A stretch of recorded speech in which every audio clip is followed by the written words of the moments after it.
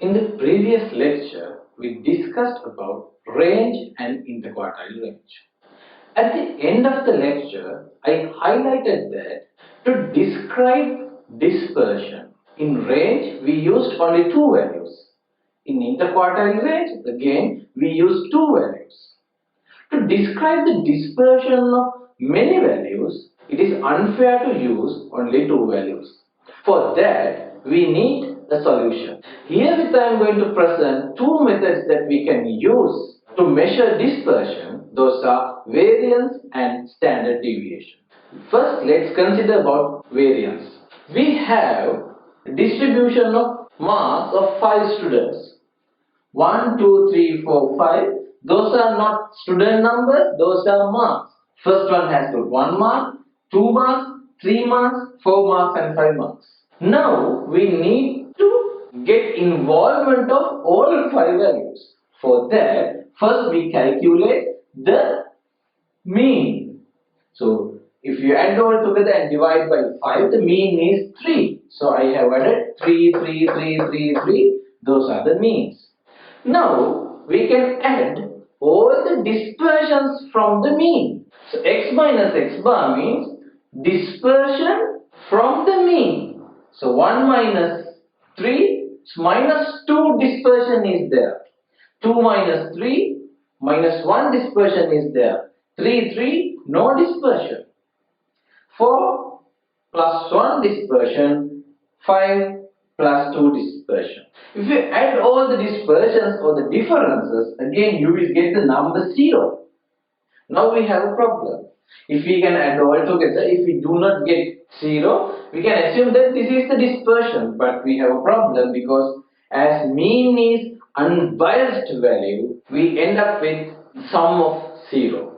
For that, when we have minus numbers and plus numbers, the solution is getting the squared one. So x minus x bar squared, 2 squared 4, 1 minus 1 squared 1, 0, 0, plus 1 square is 1, plus 2 square is 4. Now we can add all together. 4 plus 1 plus 1 plus 4 equals 10. Now we have a value for all the dispersions. This 10, the total of square differences. To get the average value, we need to divide by the total number of observations. When we are calculating the variance, we have two options. One is calculating the variance for total population or calculating variance for the sample. In order to get the variance of the population, we divide the total square differences by the total number of observations. If we calculate the variance for the population, that is the total summation x minus x bar squared is 10 divided by total number of observations, that is 5, equals.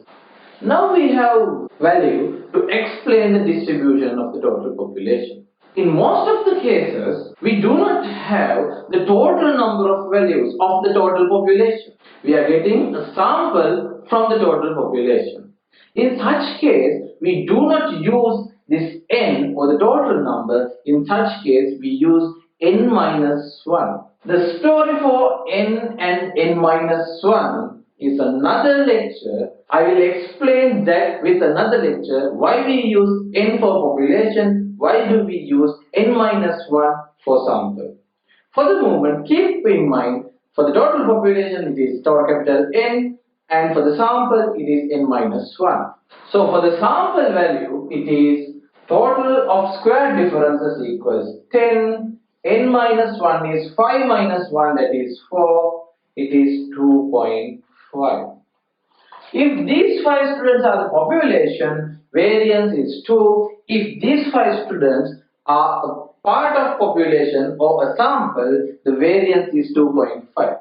Now you have a really good measure to get an idea about the total variability of a distribution. But keep in mind those two values, 2 and 2.5, we got them from the square differences. So we need to get square root of that value to explain the distribution exactly. So we will calculate the square root, that is what is called standard deviation. So let's consider what is standard deviation. If you read a research paper or any other publication, you will see standard deviation but not the variance. For that, you need to know how to calculate standard deviation. It is nothing but the square root of variation. Standard deviation equals square root of variance.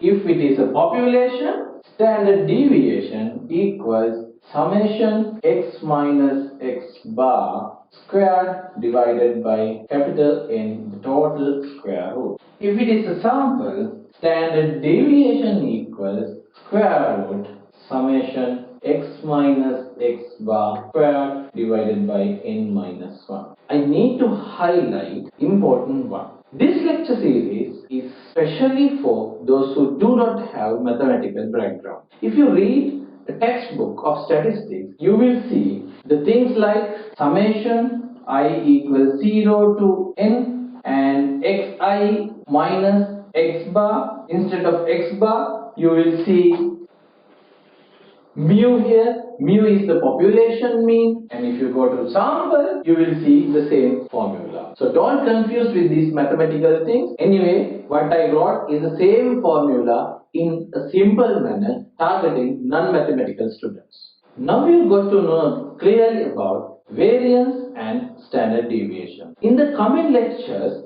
about distributions, I will explain in detail about the applications of standard deviation.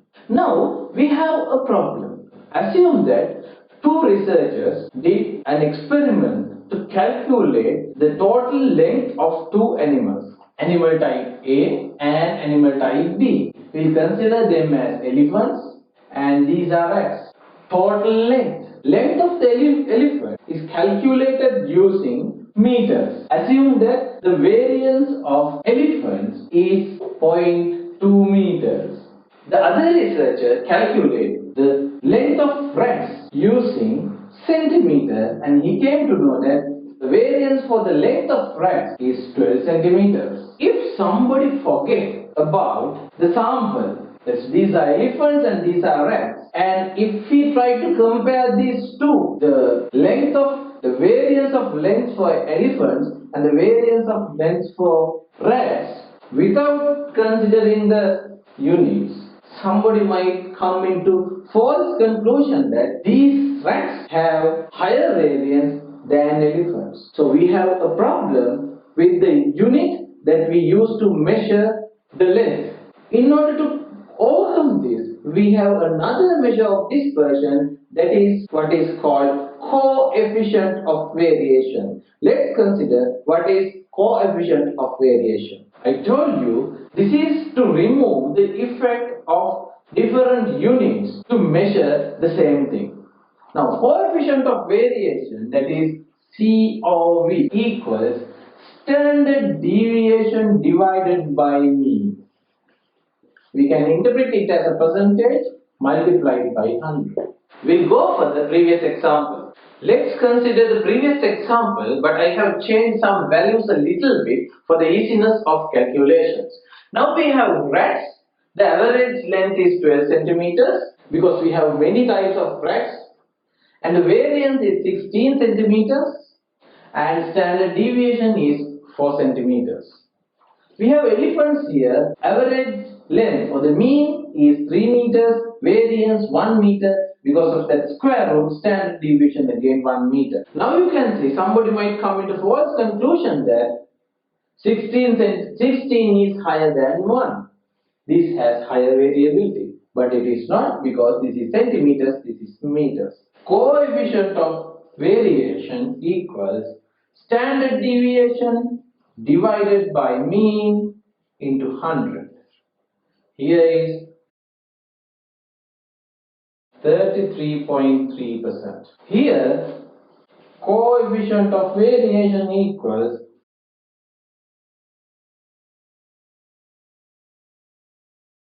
33.3%.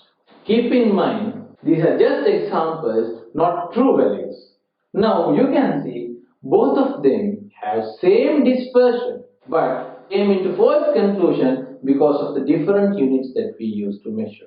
Okay, now we have two sides, higher coefficient of variation and lower coefficient of variation. If you recall, the formula is standard deviation divided by mean.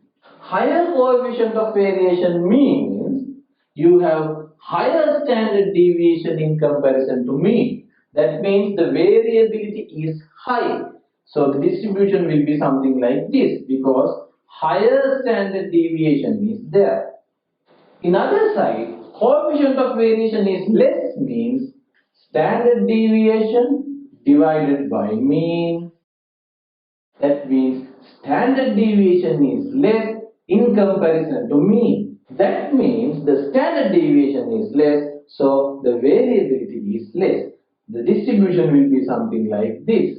That means less dispersion because low coefficient of variation. Under measures of dispersion, up to now we discussed about range, interquartile range, variance, standard deviation, and coefficient of variation. Other than that, we have something called standard error of mean, which I will not discuss right now. Standard error is one of the most important thing in statistics. I will do another lecture. I hope that you are clear about measures of dispersion. Thank you very much.